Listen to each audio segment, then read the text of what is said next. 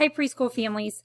I just wanted to create this video because today all the teachers here at Johnson Brock and our administrators got together at school. We had a Zoom meeting, so we were all in our own classrooms. We got to collaborate through our computers using Zoom. So we kind of formed a plan as a team. So there are some things that I'm going to be needing from you guys that we haven't needed from you before. So each week, Mr. Dollinghouse and Mr. Kaler want us to have a plan for our students for the week. So I'm already doing that. The video and the lesson plans I post on Sunday, that takes care of that. So that will be nothing new.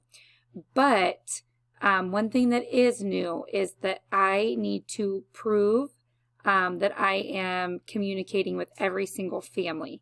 So on those Sunday videos, I'm going to start needing you guys to comment that you seen it and you understand it, or it can just be something simple as got it or thank you, something like that. I need to see that you commented on it. On Tuesday of the week, if I have not seen a comment from you, then I'm going to send you a message through Dojo that just simply says, did you see the plans on Sunday for the week? And you know what? Everybody forgets. If you forgot to comment on it, that's fine. If you get a message, just reply back to me. Yes, seen the plans. Thank you. And then by Wednesday, if I haven't seen you comment on the Sunday post and you haven't replied to my private Dojo message, then I will give you a phone call asking, hey, did you see my plans this week? Does everything make sense? Something like that. And then if I'm unable to get a hold of you on the phone, then it'll move on to Mr. Dollinghouse, and Mr. Dollinghouse will contact you for the week, asking you if you understand or seen the plans for the week. So it's really important that you comment on that Sunday video, or if I send you a message, that you reply back to it. They kind of made requirements for grade level of how much material we should be giving to our families. And the recommendation for preschool was 30 minutes a day. And this is just a recommendation. It's nothing mandatory. But in my plans, there is more than enough for 30 minutes a day. Usually when I do an activity with the kids, it lasts anywhere between 10 and 20 minutes. And I give you guys 3 activities per day. So it's really beneficial for me if I do see some way that you guys are doing those activities. So posting the pictures to their portfolios is helpful. I know you guys are busy and I don't want you to stress. So if you don't post a picture for every activity, that's okay. But just kind of keep in mind, they are recommending here at Johnson that you guys are doing 30 minutes a day, like academic time with your child. Once again, I don't want you guys to feel stressed. I want you to feel at ease. So if there's something that I can do to make it easier, please let me know. I'd be happy to help. And then the other thing I wanted to talk to you about is on Wednesday, you guys can come into school and pick up another little packet. And for preschool, it kind of looks different than the other grades because we don't read out of a textbook. We don't do worksheets.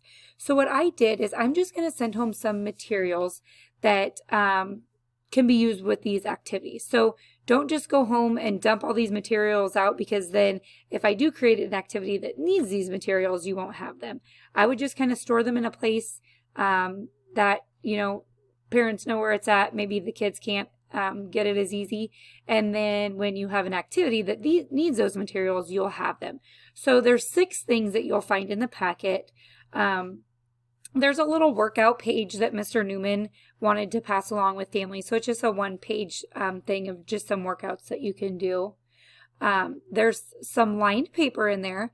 And so my thought is when we do our letter of the week, you'll use those, 1 page for the letter. Then also on the back, you can also use it for different activities. So for example, like that math, this flower and seed math, I just used a plain white sheet of paper. So I want you guys to be able to have that. So those lined papers can be used with a dual purpose. The front is the lined paper. The back is just a plain piece of white paper.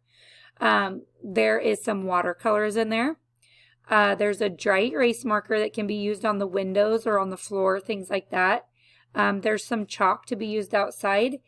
And then there are some popsicle sticks. So with the popsicle sticks, I'm going to, obviously show you some games, but you can build letters with them. Otherwise, there's this game that we like to play in our classroom called Kaboom, and I will tell you how to make that game when I have you guys do that activity. So I'm looking over my notes here. I think that is all the information that I wanted to relay to you guys today.